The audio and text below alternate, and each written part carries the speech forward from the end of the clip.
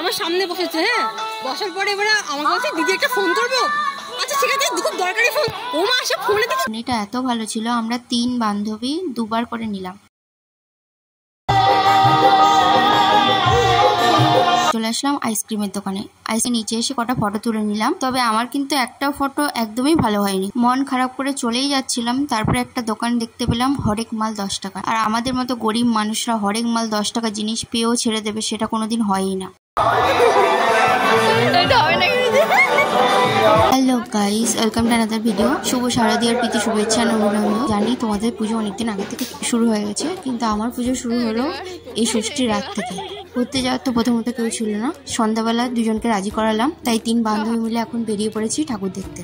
না কলকাতায় যাচ্ছি না, আমাদের গ্রামের পুজোগুলোই দেখছি, ওইগুলোই দেখার জন্য লোক পাওয়া যায় না সঙ্গে করে। হাঁটতে হাঁটতে 2টো ঠাকুর অলরেডি দেখা হয়ে গেছে। প্রথম ঠাকুর দেখা শুরু করেছিলাম নদীর ধারের একটা প্যান্ডেল থেকে, কিন্তু ওখানে গিয়ে ফোন বের করতে ভুলে গেছি। আর দ্বিতীয়টার বেলায় তো প্যান্ডেলে গিয়ে দেখছি লাইট বন্ধ। ঠাকুরের মুখ কি করে দেখবো, প্যান্ডেল দেখে চলে এসেছি। সামনে আরেক জায়গায় পুজো হচ্ছে, ওটা ওদের বাড়িরই পুজো, আমাদের গ্রামের সবচেয়ে বড় লোক।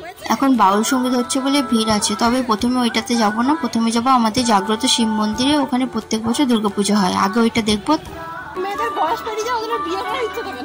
আবার অনেকে তো জানে না, অনেকে জানে বিয়েও হয় না দেরি করে বিয়ে করলে। বিয়ে নিয়ে অনেক মন্তব্য করতে করতে আমরা এখন চলে আসলাম শিববাড়ির ঠাকুর দেখতে। এই শিব মন্দিরটা আমাদের গ্রামে জাগ্রত মন্দির, অনেক দূর দূর থেকে এখানে সবাই পুজো দিতে আসে। প্রতি বছরই এখানে মা দুর্গার পুজো হয়। আর বেশি দূর যাবো না, চলো মিডিলে যে ঠাকুরটা ছেড়ে এসেছি এখন সেটা দেখা যাক। দেখতেই পাচ্ছ বাউল সঙ্গীত শুরু হয়ে গেছে, অনেকে দেখতেও এসেছে। ভেতরে গিয়ে ঠাকুরটা দেখে আসলাম, তবে এখানে বেশি সময় থাকবো না।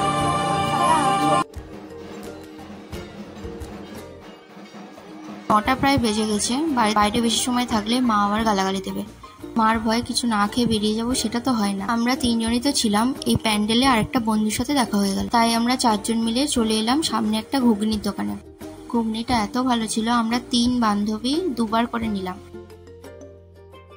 তারপর আমরা চলে আসলাম ফুচকার দোকানে। এই কাকুটা আমাদের গ্রামে সবচেয়ে ভালো ফুচকা করে, তাই গপ গপিয়ে অনেকগুলো ফুচকা মেরে দিলাম। ফুচকা খেয়ে মুখ জ্বলে গেল। এখন চলে আসলাম আইসক্রিমের দোকানে। আইসক্রিম খেয়ে এখন ঠান্ডা করবো নিজেকে। প্রথমে সবাই কোন ফ্লেভারে কি আইসক্রিম খাবে ঠিক করতে পারছো না, লাস্টে আমরা 3 জন নিলাম কুলফি আর একজন নিল কর্নেটো।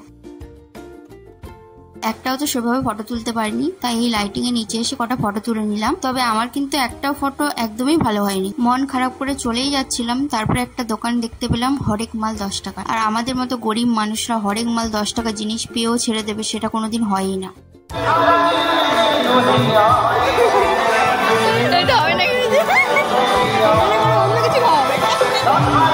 আমি তো এখান থেকে 500 জিনিস কিনে নিলাম। বান্ধবীদের এখনো কেনা চলছে, ওদের এখনো শেষ হয়নি। একটা জিনিসের কথা মনে পড়ছে, আবার 10 টাকা করে বের করাচ্ছে।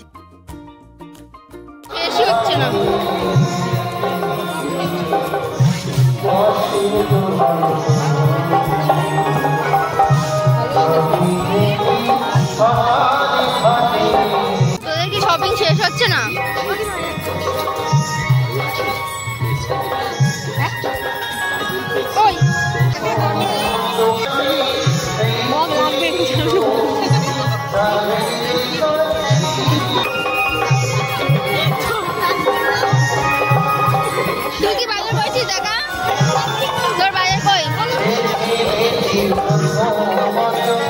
ষষ্ঠীর রাতটা তো ভালোই কাটলো বান্ধবীদের সাথে, তবে এখন আরো চিন্তার বিষয় পরের দিনগুলো আমি কার সাথে বেরোবো আর কি জামা পরবো। ও মাই গড।